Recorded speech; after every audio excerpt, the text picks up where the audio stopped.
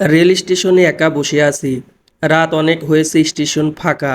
স্টেশনের বড়বাবু counter lock করে চলে গেলেন। যাওয়ার আগে একবার আমার দিকে তাকালেন, পরে এক্ষুনি চোখ ফিরিয়ে নিয়ে চলে গেলেন। আমার হাতে একটা ফাইল, তাতে 17 বছরের লেখাপড়ার কিছু সার্টিফিকেট। কিন্তু না, এখন এগুলো কাগজ মনে হচ্ছে। ভাবছি স্টেশনে ফেলে রেখে চলে যাব। রেখে গেলেও সমস্যা, কোনো হৃদয়বান ব্যক্তি কাগজগুলো পেলে ঠিকই আমার বাড়িতে পৌঁছে দিয়ে আসবে। তাহলে এগুলোকে পুড়িয়ে ফেলবো? মনের মধ্যে কতটা ক্ষোভ থাকলে এমন কথা মাথায় আসে। 5 বছর হলো লেখাপড়া শেষ করেছি, এখন পর্যন্ত একটা ভালো চাকরি কপালে জুটেনি। আপ্রাণ চেষ্টা করেও কিছুই করতে পারছিলাম না। আজও একটা পরীক্ষা ছিল, সেটা ফেল মেরে স্টেশনে এসে বসে আছি। বাড়িতে মা আর দুটো বোন আছে, পুরো সংসারে খরচ আমাকে চালাতে হয়। চাকরি করি না, তবে দিন মজুরের কাজ করে কোনো রকমে দিন চলছিল।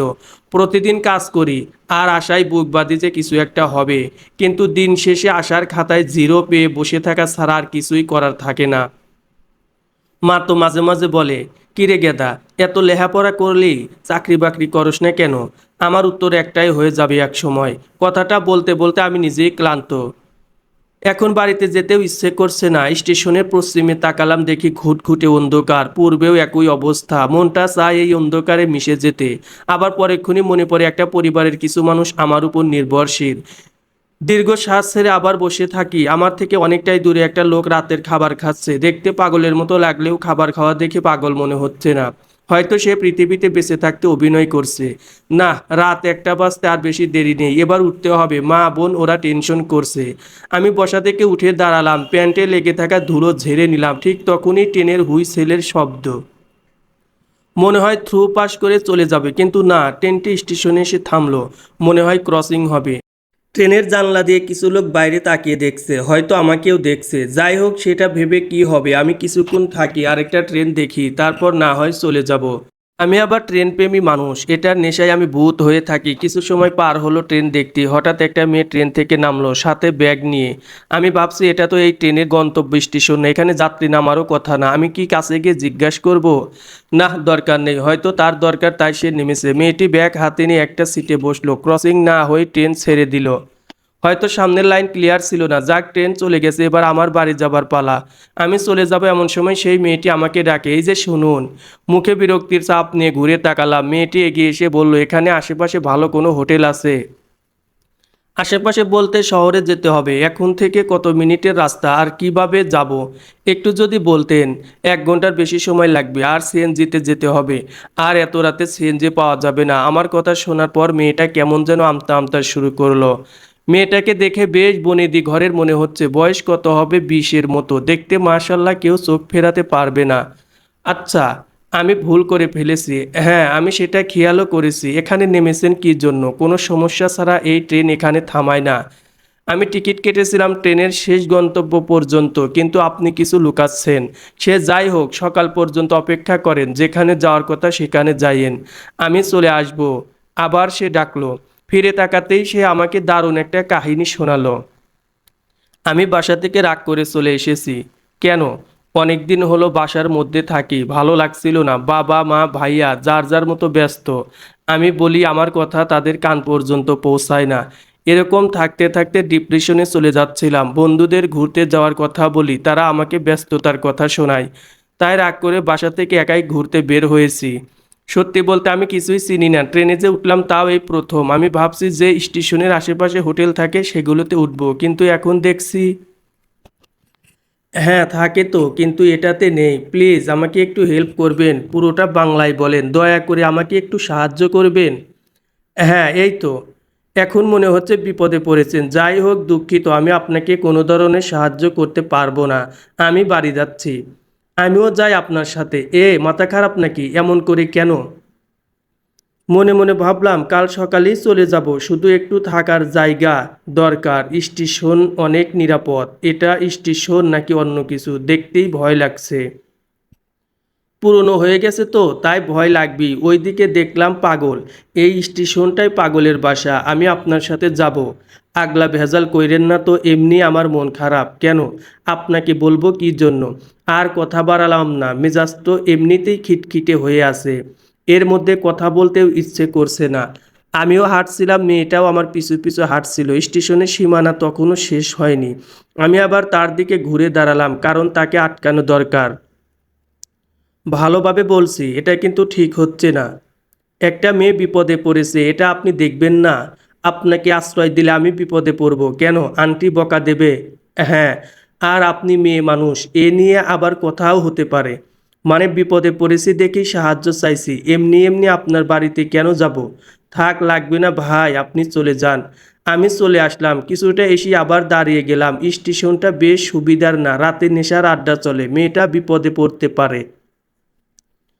আবার বাড়িতে নিয়ে গেলে মা কথা শোনাবে, কি যে করি ভাবতে ভাবতে আবার স্টেশনের দিকে ফিরে গেলাম। দূর থেকে দেখলাম মেয়েটা ব্যাগ থেকে বের করে কি যেন খাচ্ছে আর এদিক ওদিক তাকাচ্ছে। সে আমাকে দেখেই খাবারগুলো ব্যাগে রাখলো আর আমার দিকে এগিয়ে আসতে লাগলো।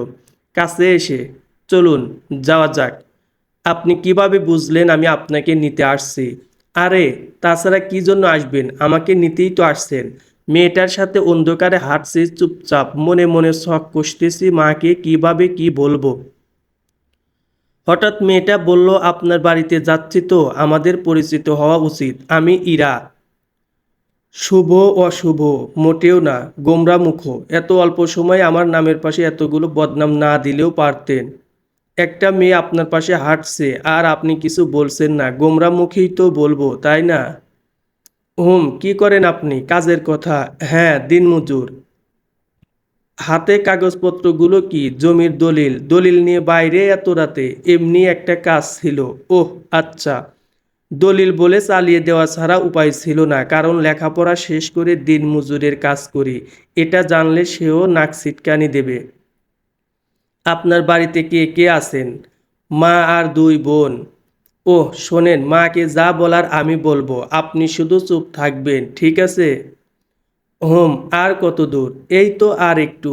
এত অন্ধকার কেন? আলো নেই তাই? বাহ, দারুণ কথা বলতে পারেন আপনি। বাড়ির যত কাছে যাচ্ছে বুকের ধুকপুকুনিটা ততই বাড়ছে। আমাদের বাড়িতে তিনটা ঘর, একটা ঘরে দুটো পাট করা, একটাতে আমি থাকি আর একটাতে মা আর বোন দুজন। বাকি দুটো ঘর হলো রান্নাঘর আর গোয়ালঘর। যদিও এখন গোয়ালঘরে গরু নেই, বাবা যখন ছিল তখন অনেক গরুই ছিল। মার ঘরের দরজায় এসে টোকা দিলাম আর ডেকে বললাম, দরজা খোলো। মা হয়তো জেগেই ছিল। আমি ডাকার সাথে সাথে ভিতর থেকে আমাকে বকা দেওয়া শুরু করলো। আমি কই ছিলাম? এত রাত হয়ে গেল, বাড়ি আসছিলাম না কেন? এইগুলো। এদিকে ইরা আমাদের বাড়ির এদিক ওদিক তাকাচ্ছে। আমি ডেকে বললাম, মা দরজা খুলবে, এদিকে ঘুরে থাকেন। মা দরজা খুলে দিল। ভিতরে থাকা লাইটের আলো দরজা দিয়ে বাইরে এলো। আর মায়ের চোখে হয়তো আমার পাশে আরেকজনকে ধরা দিয়েছে। কে এটা? মা অবাক হয়ে। আসলে মা ওই স্টেশনে। ইরা, আমি কথা বলতে দিল না, থামিয়ে দিল। আর ও বলল, আরে ধুর, কথা বলতে পারেন না? কিছু না। আন্টি কেমন আছেন আপনি? আলহামদুলিল্লাহ ভালো। আন্টি, ভিতরে গিয়ে সব বলি নাকি বাইরে দাঁড়িয়ে সব বলবো? না না, ভিতরে আসো। ইরা দাঁত বের করে আমার দিকে তাকিয়ে হাসছে। আমি ভাবছি কি চালাক মেয়ে রে বাবা, অচেনা মেয়ে দেখে দুই বোনও হা করে তাকিয়ে আছে আমার দিকে। দুই বোনের মধ্যে বড়জন এবার সপ্তম শ্রেণীতে, আরেকজন পঞ্চম শ্রেণীতে পড়ে। মা ইরাকে বসতে দিল, তারপর ওর কাছ থেকে সব কথা শুনলো আর বলল, শুভ। হ্যাঁ মা, বলো। ও কি সত্যি বলতেছে? হ্যাঁ মা, সব সত্যি।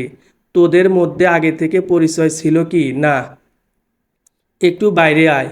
আমি আর মা বাইরে আসলাম। মা আমাকে ফিস ফিস করে বলল, মেহমান তো আনছোস, খাইতে দিতে হইব না? হ্যাঁ, ঘরে কিছু নেই? তোর জন্য খাবার ভাত রাখছি। কি দিয়ে রান্না করছিলা? মুরগি। আচ্ছা, উনাকে খেতে দাও। আর তুই? আমি সন্ধ্যায় খেয়েছি। মা আমার দিকে তাকিয়ে আছে।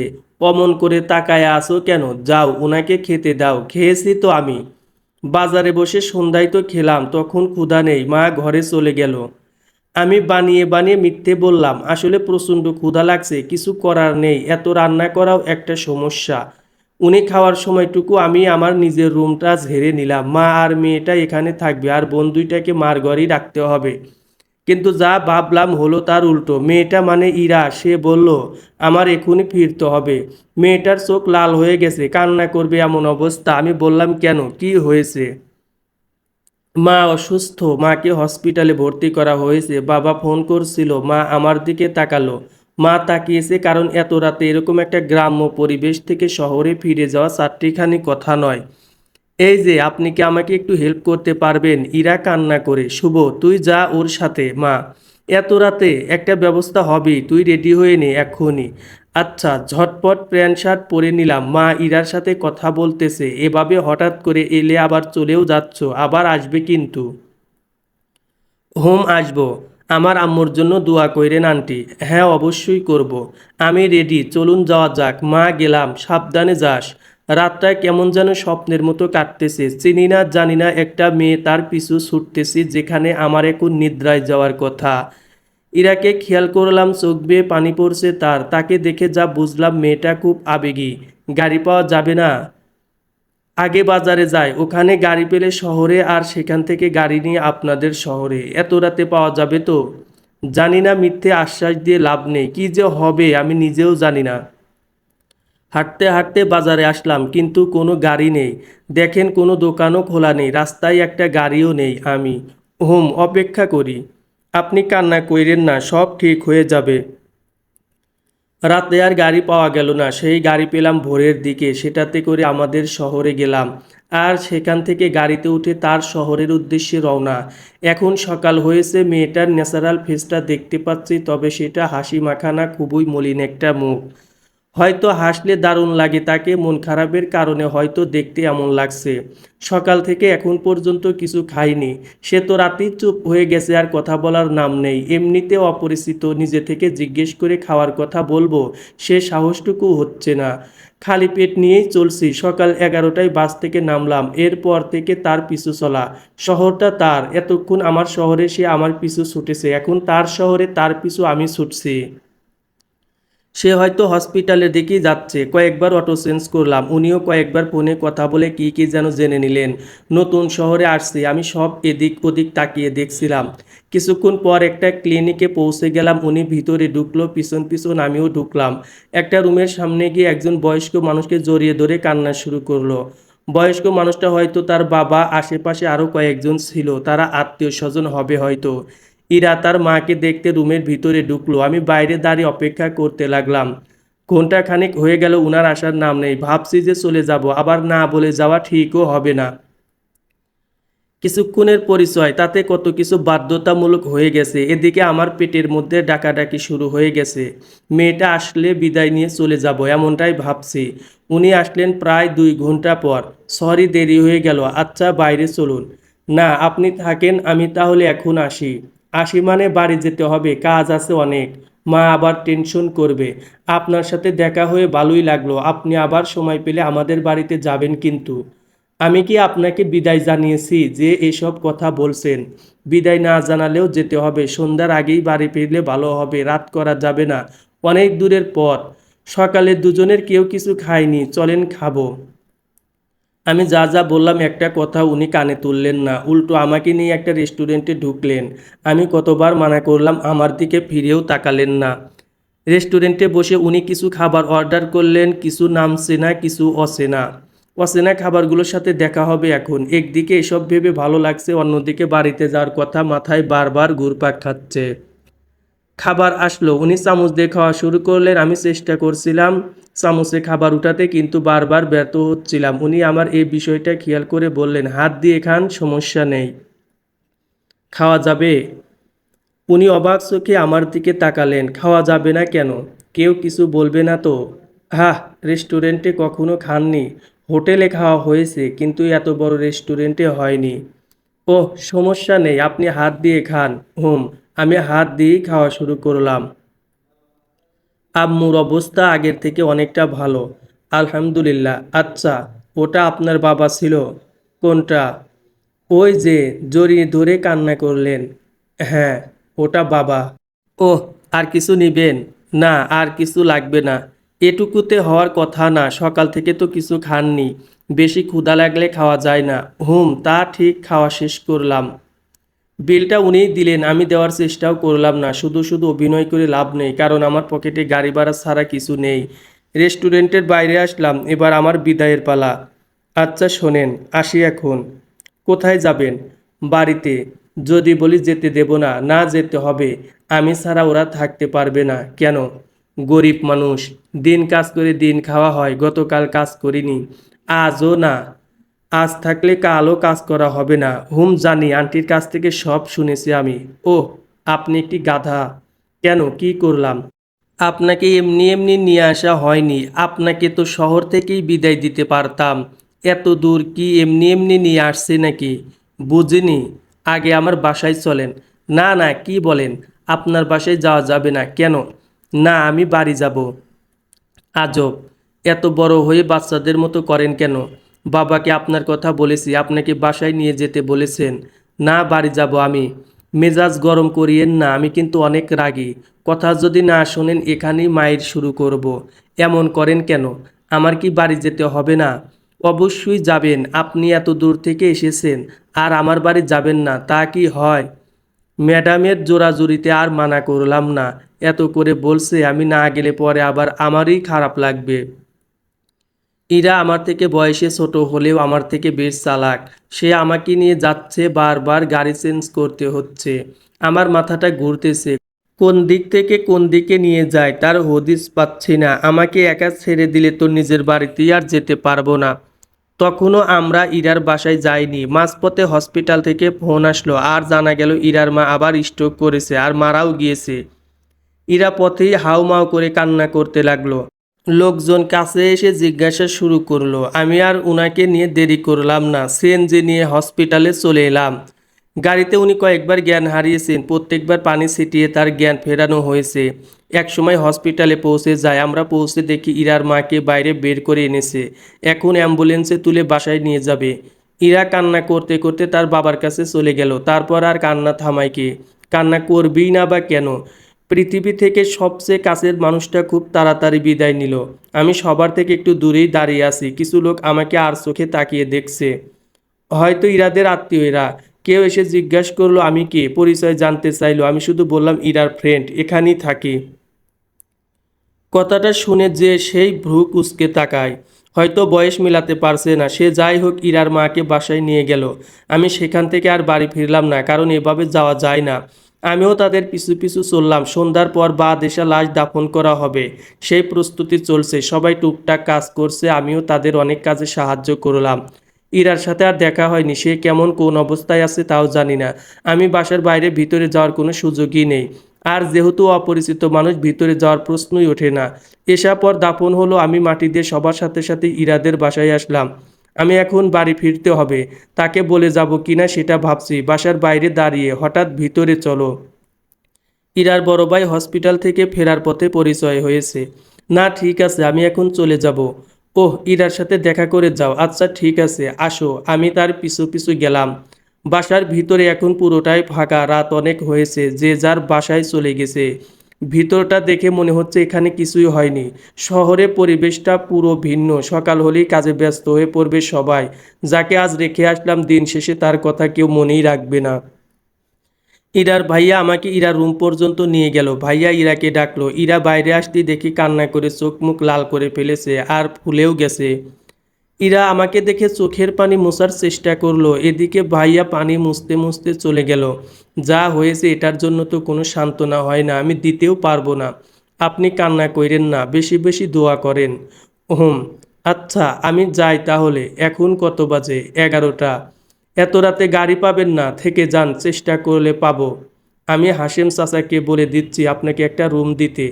আমার কেমন কেমন যেন লাগছে, এই রকম একটা দিনে আমি একজনের বাসায় এসে তাদের উপর আলাদা চাপ সৃষ্টি করছি।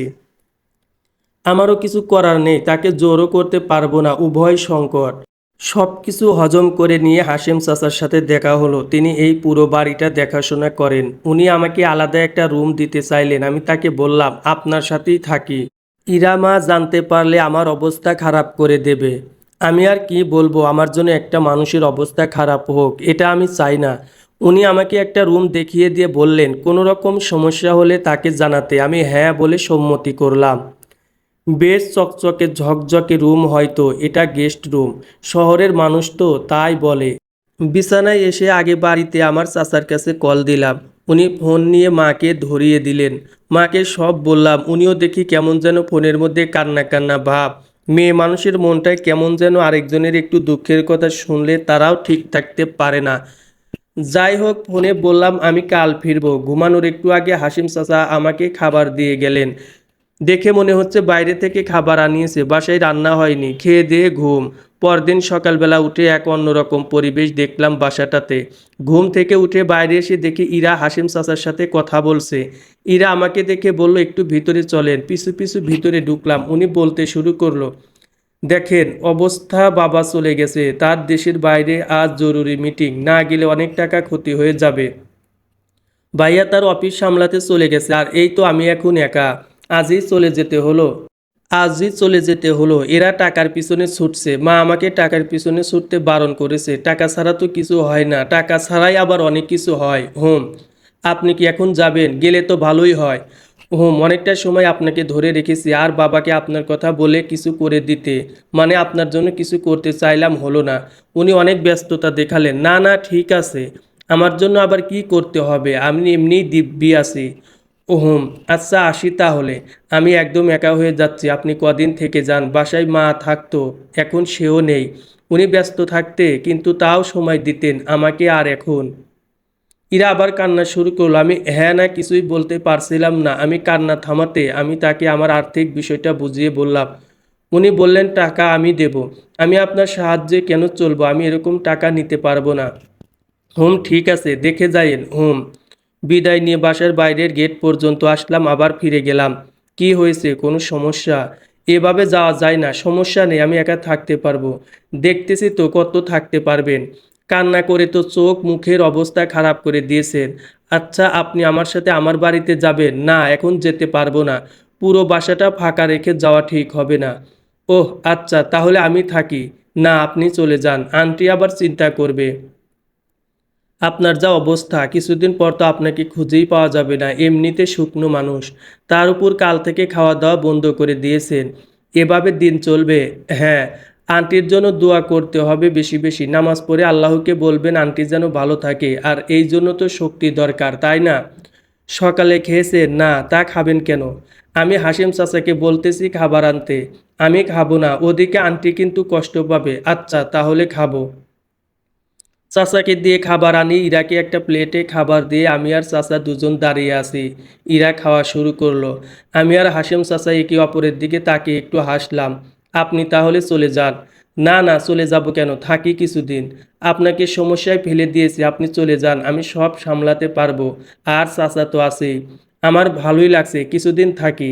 আচ্ছা, সে সময় পর থেকে আমি প্রায় সময় চাচার কাছে থাকতাম। উনি আমাকে কাজ দিতে চাইতেন না, আমি জোর করেই উনার কাজে সাহায্য করতাম। ইরা ডাকলে তার কাছে যেতাম।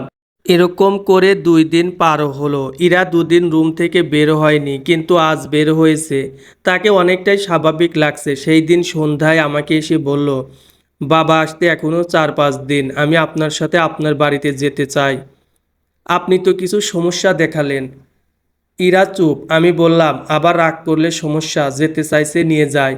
পরের দিন সকালবেলা ইরাকে নিয়ে বের হলাম নিজ বাড়ির উদ্দেশ্যে। ইরার মুখে শেষ হাসি যে কখন দেখেছি মনে নেই। এইদিকে আমার একটা বদ অভ্যাস হয়ে গেছে। আমি না চাইতেও চোখ তার দিকে যায়। তাকে দেখে আর মনের মধ্যে নানান প্রশ্নের উৎপত্তি হয়। আমি ইরার দিকে যে আর চোখে তাকায় সেও কয়েকবার দেখতে পেয়েছে। আমি চুরি করে দেখতে গিয়ে ধরাও পড়েছি। যাই হোক, দুপুরের পর নিজ বাড়ি আসলাম। আসার পথে ইরার থেকে টাকা নিয়ে বোন দুটোর জন্য কিছু নিয়ে আসি। ওরা জানে তাদের ভাই বাইরে গেলে নিশ্চয়ই কিছু নিয়ে আসবে। আমি আর ইরা বাড়িতে আসতেই মা তো ইরাকে দেখে কান্নাই করে দিল। এদিকে ইরার অবস্থা আরও খারাপ, সেও কান্না করছে। কান্না দেখতে পাশের বাড়ি থেকে আমার চাচি ছুটে আসেন। উনি আমাকে দেখে নানান প্রশ্ন করেন। আমিও উত্তর দিলাম কই ছিলাম, কী হয়েছিল এইগুলো। কান্নার পর্ব শেষে এখন আমার কাজের ব্যস্ততার পালা। মেহমান আসছে, বাজার করতে হবে। চাচির কাছে থেকে কিছু টাকা ধার নিয়ে বাজারে গেলাম, কিছু মাছ কিনলাম, সাথে তরি তরকারি। সেদিন সন্ধ্যা থেকে রাতে ঘুমোতে যাওয়ার আগ পর্যন্ত ইরার সাথে আর কোনো কথাই হয়নি। আমিও বাড়িতে ছিলাম না, কাজের জন্য গ্রামের একজনের সাথে দেখা করতে গিয়েছিলাম। সেখান থেকে এসে দেখি ইরা ঘুমিয়ে গেছে। মা আমার জন্য খাবার নিয়ে বসে আছে। তুই তো ছিলি না, কিছু টাকা তো ধার করে এনেছি। সমস্যা নেই, কাল তো কাজে যাচ্ছি। মেয়েটা কি এই রকম খাবার খেতে পারবে? আমি তো সেটাই ভাবি, কিন্তু কি করব, উপায় তো নেই, এটাই দিতে হবে। একটু তরকারি নে। না না, আমি আর কিছু নেব না। রাতে খেয়ে উঠে নিজের ঘুমানোর জায়গাটা ঠিক করলাম, সেটা আবার চাচার বাড়িতে। রাতটা কাটিয়ে পরদিন ভোরে আমি চলে যাই কাজে। যাওয়ার সময় মাকে বলে যাই ইরাকে দেখে রাখতে। মা আমাকে অভয় দিয়ে বলল, কোনো চিন্তা করতে হবে না আমার, তাকে দেখেই রাখবো। আমি কাজ শেষে সন্ধ্যায় ফিরলাম। সন্ধ্যায় ফিরে সেই আগের অবস্থা। ছোট বোন দুটো হাত বাড়িয়ে দাঁড়িয়ে আছে। কিছু না কিছু তো দিতেই হবে, আমিও মিস দেই না, কিছু এনে দিই, নয়তো 10-20 টাকা হাতে দেই। ওদের দুজনকে কিছু টাকা হাতে দিলাম। ওদের দেওয়া শেষ হওয়ার পর নতুন একটা হাত কেউ আমার দিকে বাড়িয়ে দিল। আমি পুরো হাতটা দেখতে দেখতে মুখটাও দেখে ফেলি। ইরা আমার দিকে হাত বাড়িয়ে বাচ্চাদের মতো মুখ করে দাঁড়িয়ে আছে। আমার হাত আপনা আপনি পকেটে চলে গেল। 10 টাকা বের করে তার হাতে দিলাম। এরপর আসলো মা, তাকে বাকি টাকা দিয়ে বললাম, খেতে দাও। আজ মা আমাকে খেতে দিচ্ছে না। ইরা আমার প্লেটে ভাত দিচ্ছে আর তরকারি।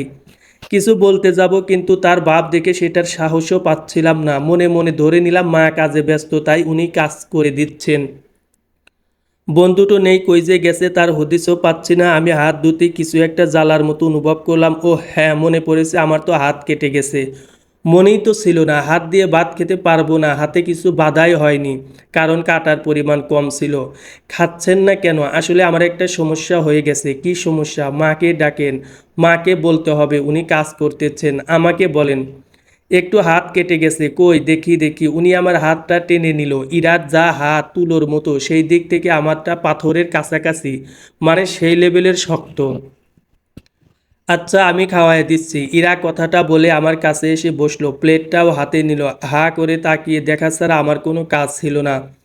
লজ্জায় মানাও করতে পারছি না। শেষমেশ উনার হাতের প্রথম খাবার মুখে নিলাম। উনি বলতে লাগলেন, হাত কেটে গেছে এসে বলবেন, এভাবে আড়াল করে রাখেন কেন? আসলে মনেই ছিল না। কেমন মন? হ্যাঁ, যে মনে থাকে না, ভুলো মন। কথা তো ঠিকই পটর পটর করে বলতে পারেন। কথা বলতে বলতে মা এসে হাজির। আর উনি এসে আমাকে খাওয়ানোর যে দৃশ্য দেখলো, তাতে তার চোখ বড় বড় হয়ে গেছে। উনিও একবার দেখি বাইরে চলে গেলেন। এদিকে ইরা আমাকে খাওয়াই দিতে দিতে বলল, বাবা কল করেছিল, আমি যে এখানে আসছি তাকে বলেছি, আর উনি বলেছেন উনি না আসা পর্যন্ত এখানে থাকতে। এতদিন এখানে থাকবেন? ওহ, বুঝেছি, আপনাদের হয়তো কষ্ট হবে। সরি, আমি বুঝে উঠতে পারিনি। আরে আমি একথা কখন বললাম? বলতে হবে না, বুঝেছি। আরে না, আপনি যতদিন ইচ্ছে থাকবেন। সত্যি তো? সত্যি। পাক্কা? পাক্কা। আপনি কাজে না গেলে আরও ভালো হতো। কেন? সারাদিন বসে কথা বলতাম, খাওয়া ততক্ষণে শেষ। আমি একটু হেসে বললাম, কথা তো বলতেছি এখন। আর হ্যাঁ, এখন যেটা করলেন, দ্বিতীয়বার এটা করার চেষ্টা করবেন না, খারাপ দেখায়। কোনটা? এই যে খাওয়াইয়া দিলেন, এটা খারাপ দেখায়, তাই না? হ্যাঁ। আপনি কোথায় আর আমি কোথায়? আপনি আমাকে খাওয়াই দিচ্ছেন, এটা মানায়? হুম, ধন্যবাদ। ইরা বাইরে চলে গেল। আর একটা সমস্যা লেগে গেল, জীবনটা। এই সমস্যা নামক সমস্যায় জর্জরিত।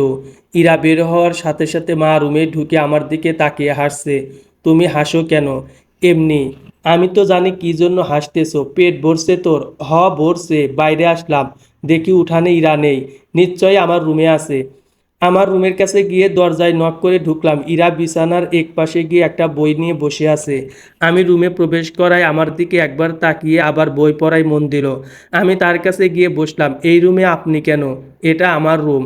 এটা আমার আন্টি আমাকে লিখে দিয়েছে, তাই? হ্যাঁ। আমি চাই না অন্য এলাকার মানুষ আমার এলাকায় না আসে। সরি। লাগবে না সরি। আচ্ছা, আপনি যতবার খাওয়াই দিবেন আমি খাবো। ইরা আমার দিকে ভ্রু কুঁচকে তাকালো। এভাবে তাকিয়ে আছেন কেন? এক প্লেট ভাত নিয়ে আসেন, খাইয়ে দেব। এই, না না, আমার পেট ফেটে যাবে। ফাটুক, আমার কি? আমি তো খাওয়াবো। আমাকে রাগাইছেন আপনি।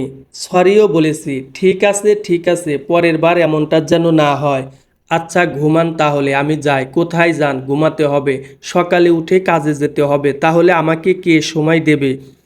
এখানে আসার পর থেকে তো আমার দিকে ফিরেও তাকান না। কি বলেন এগুলা? তো কি বলবো? আমি আপনার জন্যই তো আসছি। আমাকে সময় দিবেন না? সময় দিতে হবে, তাই না? দেব। বিছানায় বসেন। আমি তার সামনাসামনি বসলাম। আপনার হাত দুটো আমার দিকে বাড়িয়ে দেন। কেন? দিতে বলেছি তাই। আমি দু হাত তার দিকে বাড়িয়ে দিলাম। সে আমার হাত দুটো তার হাত দিয়ে বুলিয়ে দেখল। এপিট ওপিট করে বলল, হাত এত শক্ত কেন? জায়গায় জায়গায় এমন শক্ত হয়ে গেছে কেন? অনেক কষ্টের কাজ করেন আপনি। ওই একটু আধটু করতে হয়, বাদ দেওয়া যায় না। বাদ দিলে খাবো কি? অন্য কাজ করবেন। ভালো কাজ পাওয়া সহজ নয়। আমি কাল চলে যাব। কেন? না, এরকম কষ্ট করে টাকা আনবেন আর আমি বসে বসে খাবো, এটা আমার সইবে না। কাজ করতে গেলে কম বেশি সবাইকে কষ্ট করতে হয়, তাই বলে এরকম না। আমি এই হাত আমার গালে ছোঁয়াবো কি করে? সমস্যা নেই তো, এমনি ছোঁয়া। এই কি বললেন আপনি? ঠিকই তো বলেছি, কাজ থেকে এসে এই হাতে যদি আমার গাল ধরেন তো আমার খারাপ লাগবে। আমার তুলতুলে টাইপের হাত লাগবে। আমি কেন? পরে বলবো। আপনার সাথে অনেক কথা আছে, চলেন বাইরে গিয়ে বলি। ইরা আমার সাথে বাইরে আসলো, তার পায়ে পা মিলিয়ে আমাদের বাড়ির সামনের রাস্তায় হাঁটছে। আমাকে এখানে সারা জীবনের জন্য থাকার একটা ব্যবস্থা করে দিন। শহর ছেড়ে এখানে থাকার ইচ্ছে হলো যে। শহর বলে কথা না, আমি শহরে কার কাছে কোথায় থাকবো? অত বড় বাড়িতে যদি মানুষ না থাকে তো আমি একা কি করব সেখানে? ওহ আচ্ছা, আমি একটা বুদ্ধি দিই। বলেন। আপনি বিয়ে করে নিন, তাহলে একটা নতুন পরিবার পাবেন। সেটার পরামর্শের জন্যই আপনাকে ডেকেছি। তো আপনি কি রাজি? আমি কেন? আপনাকে আমার পছন্দ। বয়স আর ফ্যামিলি স্ট্যাটাস মিলবে না, আকাশ পাতাল তফাত। আমার তো ফ্যামিলি নেই, সমস্যা হওয়ার কথা না। নেই তবুও আছে। তার মানে আপনি রাজি না? কখনোই না। আমার দিকে যদি আর চোখে তাকান আপনার চোখ আমি উপড়ে ফেলবো। আপনি জানলেন কিভাবে আমি আপনার দিকে তাকাই? একটা ছেলে একটা মেয়েকে দেখবে, সেটা মেয়ে বুঝতে পারবে না, তাই কি হয়? সরি। সরি বলার কিছু নেই, আমাকে দেখবেন না তাই হবে। একটু অভিমানী সুরে। দেখেন, আমি। আমাকে বুঝ দিতে আসবেন না। এক জায়গায় কিছুক্ষণ দাঁড়িয়ে থেকে দুজনে আবার হাঁটা শুরু করলাম। ইরা যে এত কিছু ভেবেছে আমি বুঝতেই পারিনি। আপনি মনে মনে এত কিছু কেন ভেবেছেন? আপনি তো বলতে পারবেন না। আপনার কষ্ট লাঘব করার জন্য আগেই বলে দিলাম। ওহ, তাতে কোনো লাভ হলো না। আপনি তো রাজি না। আমি আসলে ওইভাবে। কিভাবে? পুরো কথাটা আগে বলতে দিন। জি, বলেন। আমার পরিবারটা পুরো আমার উপর নির্ভরশীল। এত স্বল্প আয়ে সংসার চালাতে পারবেন না, তাই তো? সংসারে ৮০ ভাগ খরচ আমি দেব, ২০ ভাগ আপনি দেবেন। আপনি টাকা পাবেন কই? লেখাপড়া করেছি, জব তো পেয়েই যাব। আমি বুঝতে পেরেছি আপনার আগ্রহটা কোথায়। আপনার একটা পরিবার দরকার। বুঝেছেন। বাবাকে বললেই তো হয়, ভালো দেখে একটা পরিবারে আপনাকে বিয়ে দেবে। নিজেকে নায়ক মনে করেন? একদমই না। অনেক রাত হয়েছে, ঝগড়াও অনেক হয়েছে, বাড়ি চলেন। বিষয়টি ক্লিয়ার করলেন না, এটা অসম্ভব। ঠিক আছে। ইরা যা চাইছে সেটা তার জেদ থেকে, পরিবারের মানুষের সঙ্গ না পেয়ে এমনটা করছে সে। বাড়িতে এসে আমি শুয়ে পড়লাম। মাঝরাতে মা এসে ডাকা শুরু করলো। আমি উঠে বাইরে আসলাম। চাচাতো ভাই আমার সাথেই বাইরে আসলো। কি হয়েছে? তুই একটু বাড়ি আয়। কিছু হয়েছে? না তেমন কিছু না, আয় একটু। চাচাতো ভাইকে শুইতে বললাম। আমি বাড়ি এসে দেখি আমার রুমটা খোলা। রুমের ভিতরে যেতেই দেখি ইরা বিছানায় বসে কান্না করছে। বোন দুটো ইরার কান্না দেখছে, সাথে মাও। ইরার হয়তো তার মায়ের কথা মনে পড়েছে। আমি বললাম, আপনাকে না বলেছি মায়ের জন্য এভাবে কান্না করতে নেই, উনি কষ্ট পাবেন। সেটা না, কান্না করে। তাহলে কি? বাবা বিদেশে একটা বিয়ে করেছে, ভাইয়া ফোন করে জানালো। কি?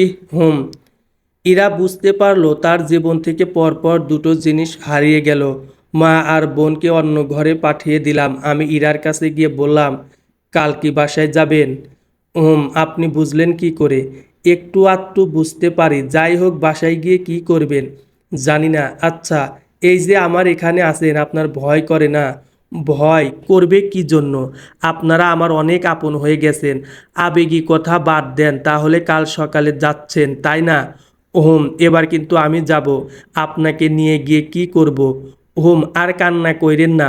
আপনার বাবা ওদিকে খুশির কাজ করেছে আর আপনি বসে কান্না করতেছেন, টিটকারি মারেন, তাই না?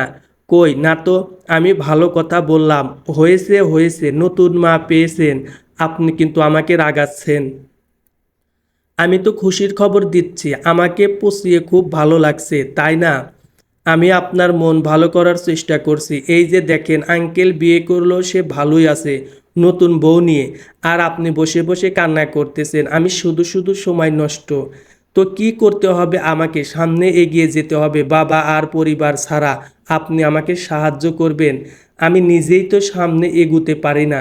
তাহলে বললেন যে কাউকে মোটিভেট করা সহজ, আর আমি তাই করলাম। বাহ, দারুণ।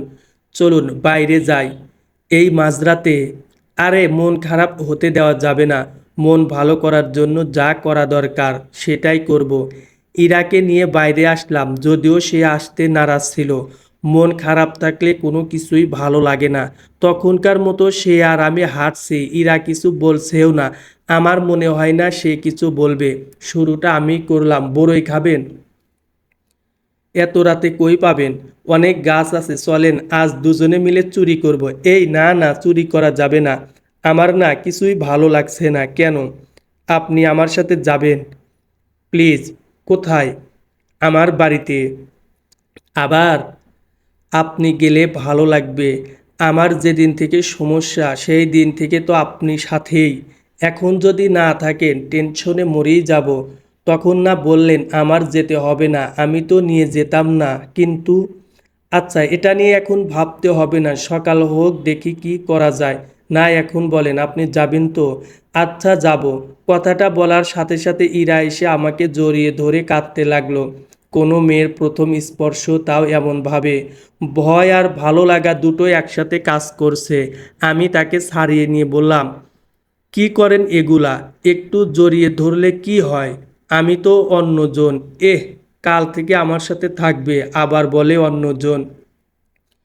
বন্ধু হিসেবে থাকছি, বুঝলেন? আপনার ভালো সময় আসলে আমি আপনি কেটে পড়ব। জি না, আমার খারাপ ভালো দুই সময়ে থাকতে হবে। সোজা কথা, আমাতে ব্যস্ত থাকতে হবে। ওটা তো আপনার বর থাকবে, সেটা আপনি। বেশি বুঝিস তুই, হ্যাঁ? রেগে যাচ্ছেন কেন? রাখবো না তো কি করব? এক কথায় এতবার বলা লাগে কেন? আমি কিছু চাই না, আমি তোকে চাই। বর হিসেবে না পাইলেও বন্ধু হিসেবে নিজের কাছেই রাখবো। আমি চুপ। সরি, আপনি আমার বড়, তবুও তুই করে বলে ফেললাম। বলতাম না, সব কিছুতে না না করেন, তাই তো বকা শুনলেন। ঠিক আছে, ভয় পেয়েছেন নাকি? না, ভয় পাইনি। এইরকম জোর করছি, আমাকে মনে মনে খারাপ ভাবছেন তাই না? আরে না, এরকম কিছু ভাবিনি। আমি তো আপনাকে চিনি। তাহলে আজ কিন্তু আপনি আমার সাথে থাকবেন, মানে আমার কাছে থাকবেন। আমার একা থাকতে ভালো লাগবে না। কি সমস্যায় যে ফেলে দেন আপনি? বোন তো আছি, পারলে মাও থাকবে। উহুম, আপনাকে লাগবে। আমি সব সময় আপনাকে আমাতে ব্যস্ত রাখব। কেন? বুঝেও না বোঝার ভান করেন কেন? আর এখন মন ভালো হয়েছে, চলুন। ঠিক আছে, চলুন। বাড়িতে আসার পর, আন্টি, আমার ভালো লাগছে না, উনি আমার সাথে থাকুক। ইরা মাকে বলল। আমি জানতাম এমন কিছু একটা করবে সে। আমি মায়ের দিকে তাকিয়ে আছি, মাও আমার দিকে তাকিয়ে আছে। তুই তাহলে ওর কাছে থাক, মেয়েটা ভয় পাচ্ছে। মা, তুমি ওর কাছে থাকো। না আন্টি, ও থাকুক, তুই থাক, সমস্যা কি? শেষ পর্যন্ত জয় ইরার হয়। রুমে ঢুকে বিছানার দুপাশে দুজন বসে আছি, কিছু ভাবছেন। হুম। কাল বাসায় গিয়ে কাকে কি বলবো বুঝতেছি না। আঙ্কেল তো দেশের বাইরে, এখন বাসায় গিয়ে কি করবেন? তবুও যেতে হবে। আর সে দুদিন পরেই তো ফিরবে। সে যদি তার বউ নিয়ে আসে তো আমি এই বাসায় আর থাকবো না। তো কই যাবেন? আপনার কাছে থাকবো। আমার কাছে কেন? ওহ, আপনিও তো আমাকে চান না, সমস্যা নেই, যেখানে মন চায় যাব। আচ্ছা, আমার কাছেই থাকবেন। আমি জানি তো, এটা আগে পরে অবশ্যই বলতেন। যাই হোক, একটু কাছে আসেন তো। কেন? প্রমিস করাবো। উঠে কাছে আসেন, আপনার দরকার আপনি আসেন। ইরা কাছে এসে তার হাত বাড়িয়ে দিয়ে বলল, আমার হাতের উপর হাত রাখেন। হুম, রাখলাম। তারপর এখন বলেন, যত ঝড় ঝঞ্ঝা আসুক আপনি আমায় ছেড়ে কোথাও যাবেন না। কাউকে কথা দেওয়ার আগে ভাবতে হয়। কিচ্ছু ভাবতে হবে না, বলেন। আমি চুপ। সেদিন স্টেশনে আপনার সাথে যদি দেখা না হতো, জানি না আজ আমি কোথায় থাকতাম। হয়তো ওপারেই চলে যেতাম। আমার এমন পরিস্থিতিতে আপনার মতো কেউ একজন থাকবে আমি কখনো ভাবিনি। বলুন না, থাকবেন আমার সাথে। আপনি আমাদের এই পরিবেশে বেশি দিন থাকতে পারবেন না। আপনি পাশে থাকলে সব পরিবেশে থাকতে পারবো। আমার চোখের পানি দেখে আপনার কি কিছুই মনে হচ্ছে না? আপনাকে ছেড়ে যাব না। প্রমিস করলেন কিন্তু? হ্যাঁ, করলাম। এখন একটু বুকের ভিতর নেন। এরকম কোনো কথাই তো প্রমিসে করিনি। এটা বোনাস। না না, এরকম কিছু হবে না। কে শোনে কার কথা? কোনো কথা না শুনে জড়িয়ে ধরলো। তুমি যে আমার কত ভালো বন্ধু। আমি আপনার বন্ধু, তাই না? জি, তুমিই আমার বন্ধু। হয়েছে, এখন ছাড়েন, শুয়ে পড়েন। কাল তো আবার আপনার বাসায় যেতে হবে। আর একটু থাকি। আমি আপনার বর না যে এভাবে থাকবেন। বর আর বন্ধু দুটোই। আগে হয়ে নিই, তারপর। হয়ে নিই মানে? এখন তো হয়েই আছি। আচ্ছা আচ্ছা, ছাড়েন এখন। হুম। ইরা আমার থেকে তার হাত ছাড়িয়ে নিয়ে বিছানায় শুয়ে পড়ল। আমি এখানেই আছি, চোখ বন্ধ করে ঘুমিয়ে যান। খুব ঘুম পাচ্ছে। ইরা ঘুমিয়ে গেল, আমি তার পাশেই বসে আছি। সারা রাত এরকমই কাটলো। ভোর হতে না হতেই আমি বাইরে চলে যাই। আমার আগেই মা বাইরে বের হয়েছে। আমি মাকে বললাম যে ওর সাথে আবার ওর বাসায় যেতে হবে, কারণগুলো বললাম। ইরাকে যে কথা দিয়েছি সেটাও বললাম। এত বড় ঘরের মেয়ে তোর সাথে। মা একটু চিন্তিত হয়ে বলল, দেখো আপাতত ওর জীবনটা শেষ না করে দিই, পরেরটা পরে দেখা যাবে। বুঝলাম না মানে? ধরো ওর ভাইয়া বা ওদের আত্মীয় স্বজনরা যখন ওকে ডাকবে বা বিয়ে নিয়ে কথা উঠাবে, ভালো পরিবার পেলে আমরা না হয় বুঝিয়ে সুঝিয়ে পাঠিয়ে দেব। আর তোর কি হবে? আমার কি হবে মানে? আমি তোর মা, আমি কি বুঝি না? একবারই অবুঝ মনে করিস আমাকে? না, আমি তো। চুপ থাক। যাই করিস না কেন ভেবেই করিস। হুম। আমি আবার রুমে গেলাম। আর এবার গিয়ে দেখি ইরা উঠেছে মাত্র। আমাকে দেখে হুড়মুড় করে উড়নাটা ঠিক করে নিল। আপনি ভিতরে আসবেন, নখ দিয়ে আসবেন না? একটু ধমকের স্বরে। আমি তো কিছু দেখিনি। আমি কি কিছু দেখার কথা বলেছি? সরি। এ ভুল যেন না হয়। হলেই বা কি? আমিই তো। ওই ওই ওই, খুব দুষ্টামি শুরু হয়েছে, তাই না? নিজেই তো বলেছেন আমি আপনার বর আর বন্ধু। তো এরকম হতেই পারে। পদবি দেওয়ার পর আসল মুখোশটা দেখা যাচ্ছে। একদমই না। ভিতরে আসাটা ভুল হয়েছে, আর আমি ক্ষমা চেয়েছি। ইরা চুপ। নিজে যে এসে জড়িয়ে ধরে সেটা কিছু না, আর আমি একটু। ওই ওই দাঁড়াও, দেখাচ্ছে মজা। ইরা দৌড়ানি দিয়েছে আমাকে। আমিও কম না, ভুলবশত মজা একটু বেশি করে ফেলেছি। তারপর সকালবেলা খাওয়া দাওয়া শেষ করে দুজন বেরিয়ে পড়লাম। এবারের পথটা চেনা। সারা রাস্তা গাড়ির মধ্যে বসে ভেবেছি ওখানে গিয়ে কি হবে মেয়েটার। এর যা যে, তার বাবা যদি নতুন বউ দেশে নিয়ে আসে তো আগেই আমার সাথে চলে আসবে, তাও সারা জীবনের জন্য। মেয়েটার পুরো দায়িত্বটা নিয়েছে আমি। আমি যদি আবার ওকে নিজের কাছে না রাখি, কি যে করে ফেলবে। আর মেয়েটাও কত অল্প সময়ে আমার সাথে মিশে গেছে, আমাদেরও একই অবস্থা। না, এতদিন মেয়েটাকে পছন্দ করতাম, এখন থেকে ভালোবাসা শুরু। আমি আমার ইরাতেই ব্যস্ত থাকবো। ধুলাবালি শহরে প্রবেশ করতেই খারাপ লাগা শুরু। একে তো প্রথমে এসে আন্টির লাশ দেখতে হয়েছে, না জানি এবার কি দেখতে হয়। বাসায় পৌঁছে হাসিম চাচার সাথে দেখা। উনি আমাকে দেখে এগিয়ে এসে কথা বলা শুরু করলেন। ইরা তার সাথে দু একটা কথা বলে বাসার ভিতরে চলে গেল। আমি হাসিম চাচাকে ইরার বাবার ব্যাপারে জিজ্ঞাসা করলাম। উনিও ব্যাপারটা জানেন। আরও শুনলাম যে উনি বউ নিয়ে দেশে আসছেন। চাচার সাথে আর কথা না বাড়িয়ে বাসার ভিতরে গেলাম। ইরা আমাকে বলল, কিছু খাবো নাকি? আমি বললাম, বাইরের খাবার কিন্তু খাবো না। আমি তো রান্না করতে পারি না। আমি পারি। আচ্ছা। আমার যেন কেমন লাগছে। আমি একটু আমার রুমে যাচ্ছি। ইরার অবস্থা তেমন সুবিধাজনক মনে হচ্ছে না। আমি তার পিছু পিছু গেলাম। সে বিছানায় গিয়ে শুয়ে পড়লো। আমি দরজা লাগিয়ে দিয়ে তার কাছে গেলাম। খুব খারাপ লাগতেছে। ও, মাথা ঘুরাচ্ছে, চোখ মেলে তাকাতে পারছি না। তাহলে তো পানি ঢালতে হবে। দাঁড়ান, আমি পানি নিয়ে আসি। ইরাকে শোয়া অবস্থায় রেখে আমি হাসিম চাচার কাছে গিয়ে এক বালতি পানি চাইলাম। চাচা বলল, ইরার রুমের ওয়াশরুমেই পানি আছে। আবার রুমে গিয়ে ওয়াশরুম খুঁজে বের করলাম। সেখান থেকে পানি নিয়ে এসে ইরার মাথায় ঢাললাম। কিছুক্ষণ ঢালার পর ইরা বলল, আর ঢালতে হবে না, তার নাকি খিদে পেয়েছে। চাচাকে দিয়ে খাবার নিয়ে এসে ইরাকে খাওয়ানো হলো। সাথে আমিও খেয়ে নিলাম। এখন সে মোটামুটি সুস্থ। দুপুর থেকে একটু ঘুমিয়ে নিয়েছে সে। বিকালে ঘুম থেকে উঠে আমি তার রুমে তার পাশেই বসেছিলাম এতক্ষণ। সে উঠে আমাকে দেখে বলল, আপনি ঘুমাননি? আমি দিনে ঘুমাই না, অভ্যাস নেই। আর ধন্যবাদ এত কিছু করার জন্য। কি করলাম? এই যে আমাকে একটু সাহায্য করলেন। আমার কিন্তু খুব রাগ হচ্ছে। আমার রাগের কথা শুনে সে বালিশটা নিয়ে বিছানায় হেলান দিয়ে বসলো, সাথে মুখে মিটি মিটি হাসি। কেন রাগ হচ্ছে? আমি তো এসব ভালোবেসেই করেছি, সেই জন্য তো ধন্যবাদ দিলাম। আবার ধন্যবাদ দিলে কেমন যেন ছোট ছোট মনে হয়, মনে হয় যে পর মানুষ হয়ে আপনার সেবা করেছি। তাই? হ্যাঁ। ওকে ওকে, তাহলে আর দেব না। আচ্ছা চলুন আমরা বাইরে ঘুরে আসি। দরকার নেই, আজ যাওয়া যাবে না। আপনার শরীর খারাপ। আমি এখন ঠিক আছি তো। খারাপ হতে কতক্ষণ? হ্যাঁ, এত ভাবেন কেন আমার জন্য? ভালোবাসতে শুরু করেছি। বাহ, দারুণ কাজ করতেছেন আপনি। প্রমোশন লাগবে আপনার, দিলে তো ভালোই হয়। আহ, দেখি কি করা যায়। এখন চলুন বাইরে হাঁটি। মানা করলাম তো। উম, তাহলে ছাদে। হুম, চলুন। ইরার সাথে ধীরে ধীরে পায়ে তাদের বাসার ছাদে উঠলাম। বাসাটা বেশ বড় হওয়ায় চারদিকে অনেক দূর পর্যন্ত দেখা যাচ্ছিল। বাসার কেয়ারটেকার ছাদে বাগানের পরিচর্যা বেশ ভালোই করেছে। চলুন বাগানটা দেখি। অনেক দিন হলো আসি না। আগে কি প্রতিদিন আসতেন আমার বাসা? আমি তো সব সময় আসতাম। ওহ, তাই তো। কেমন লাগছে? দারুণ। আমি, বাবা, ভাইয়া আর মা চারজন মিলে এটার উদ্যোগ নিয়েছিলাম। এখন দেখেন, দিন দিন এটার সৌন্দর্য বৃদ্ধি পাচ্ছে আর আমাদের পরিবারের সৌন্দর্য হ্রাস পাচ্ছে। এক সময় ঠিকই বৃদ্ধি পাবে। হোম, সেটা হয়তো অন্যরকমভাবে। যাই হোক, চলুন বসে কথা বলি। ছাদে রাখা একটা বেঞ্চে দুজন বসলাম।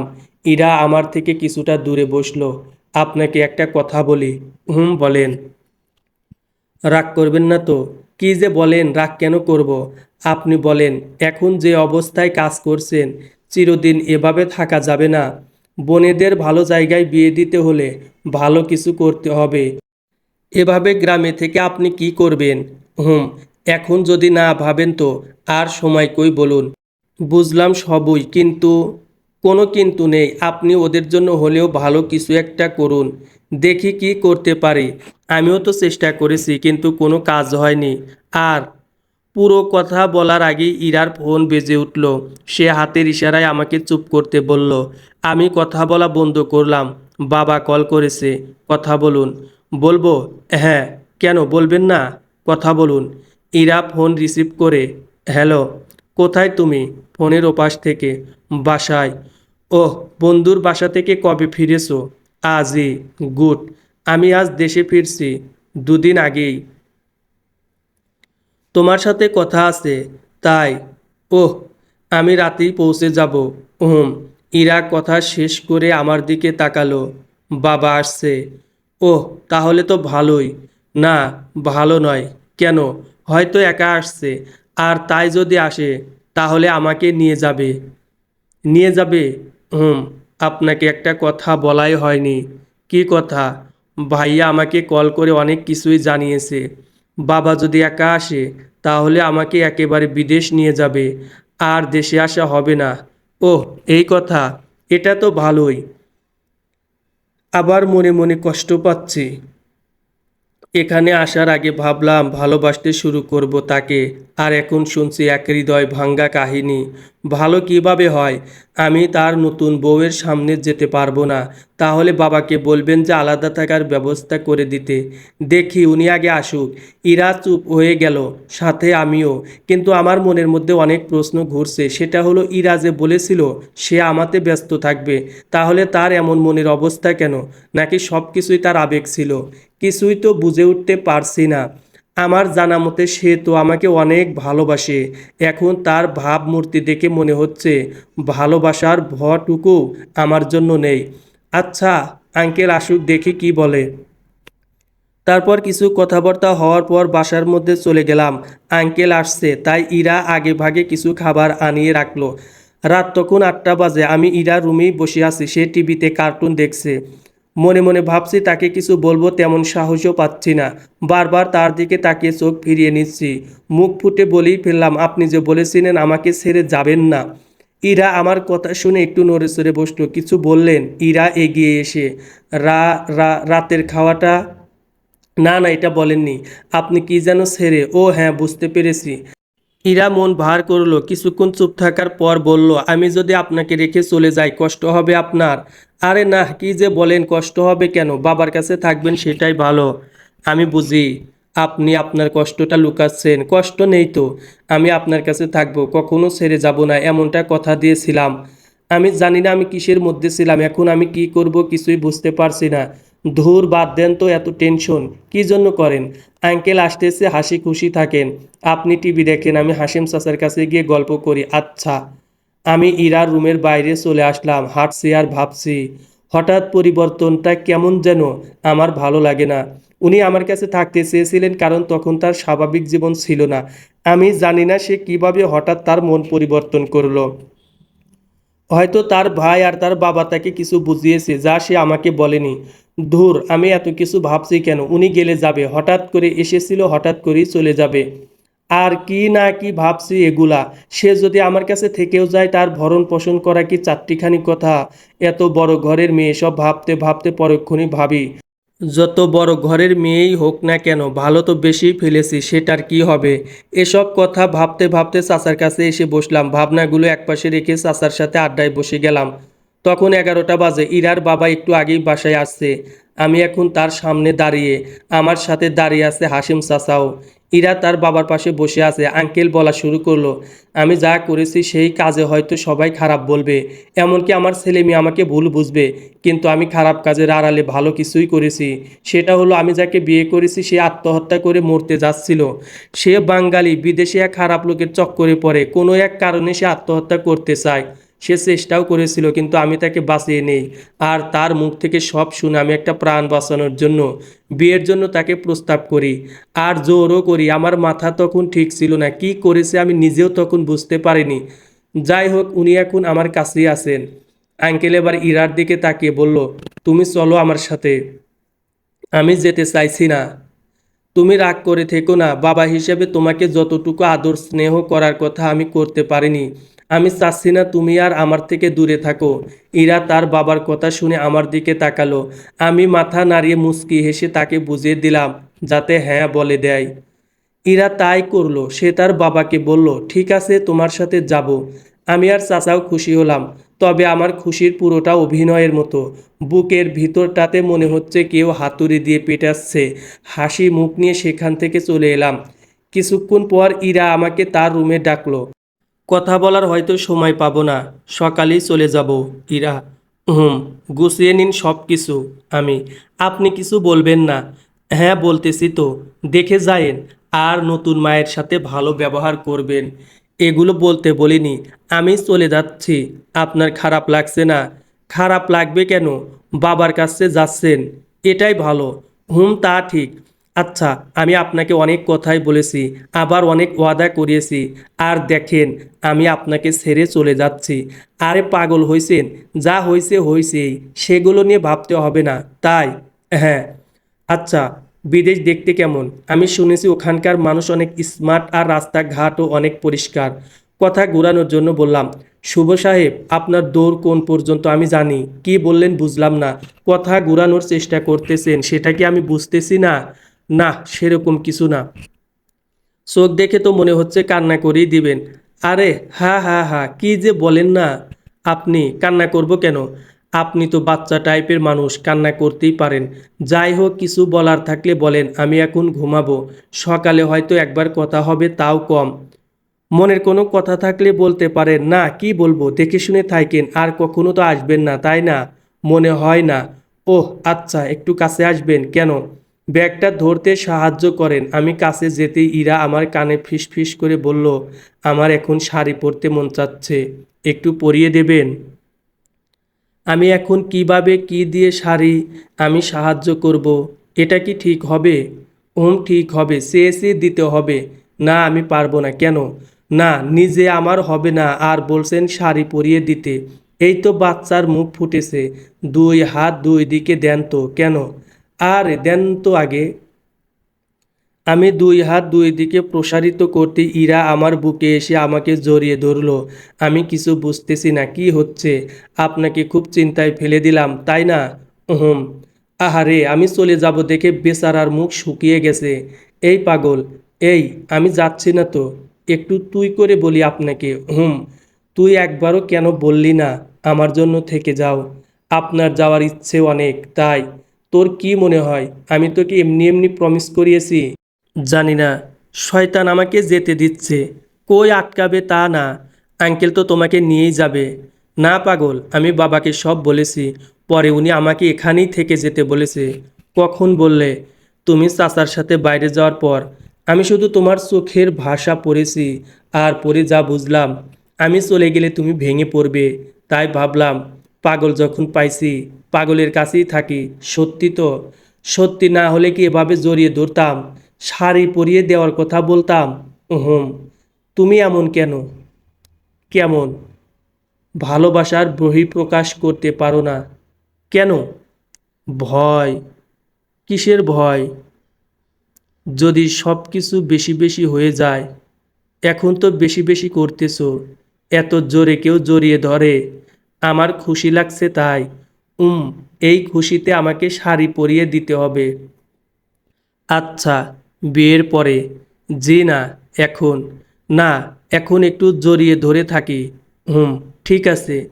দুপুর থেকে টেনশনে ছিলা, অনেক দূর হয়েছে, অনেকটাই। আমি থেকেছি কি জন্য জানো? হুম, কি জন্য? বলো তো। তোমাতে ব্যস্ত থাকার জন্য। ব্যস্ততা যদি একটু কম হয় তাহলে একদম চলে যাব। একটুও কম হবে না। হুম। আমার ব্যস্ততায় কে থাকবে শুনি একটু? শুধু আমি। সমাপ্ত।